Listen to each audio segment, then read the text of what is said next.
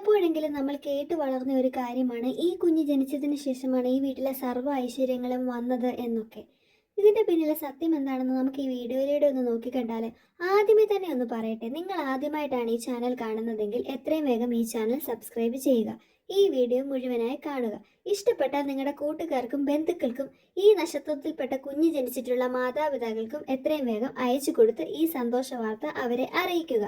ഇനി നമുക്ക് നോക്കാം ഏതൊക്കെ നക്ഷത്രത്തിൽപ്പെട്ട കുഞ്ഞുങ്ങളാണ് മാതാപിതാക്കൾക്ക് സൗഭാഗ്യമായി മാറുന്നതെന്ന്.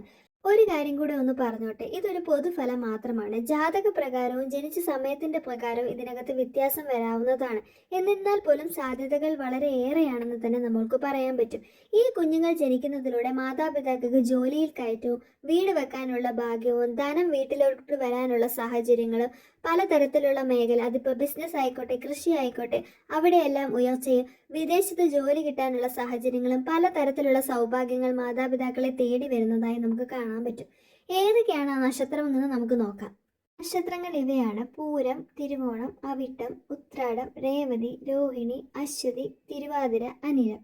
ഈ നക്ഷത്രത്തിൽ പറഞ്ഞ കുഞ്ഞുങ്ങളാണ് മിക്കപ്പോഴും മാതാപിതാക്കൾക്ക് ഐശ്വര്യമായി മാറുന്നത്.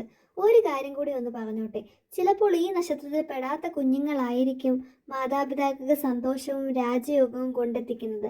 ചിലപ്പോൾ ഇതിൽ പെടാത്ത കുഞ്ഞുങ്ങൾ വളരുമ്പോൾ നല്ല നല്ല ജോലിയിലും നല്ല വിദ്യാഭ്യാസ ഉന്നതിയിലെത്തി മാതാപിതാക്കളെ സന്തോഷിപ്പിക്കുന്നവരുമായി മാറാറുണ്ട്. അതിനാൽ ഇതൊരു പൊതുഫലം മാത്രമാണെന്ന് പറയാനാണ് ഞാൻ കൂടുതലും ആഗ്രഹിക്കുന്നത്. ഈ വീഡിയോ നിങ്ങൾക്ക് ഇഷ്ടമായെങ്കിൽ ഈ വീഡിയോ ലൈക്ക് ചെയ്യാനും ഈ ചാനൽ സബ്സ്ക്രൈബ് ചെയ്യാനും ഈ നക്ഷത്രത്തിൽപ്പെട്ട മാതാപിതാക്കളിലുള്ള കുഞ്ഞുങ്ങൾക്ക് ഇത് അയച്ചു കൊടുക്കാനും മറക്കത്തില്ലെന്ന് ഞാൻ കരുതുന്നു. മറ്റൊരു വീഡിയോയുമായി നിങ്ങളുടെ മുന്നിലെത്തുന്നത് വരെ നന്ദി, നമസ്കാരം.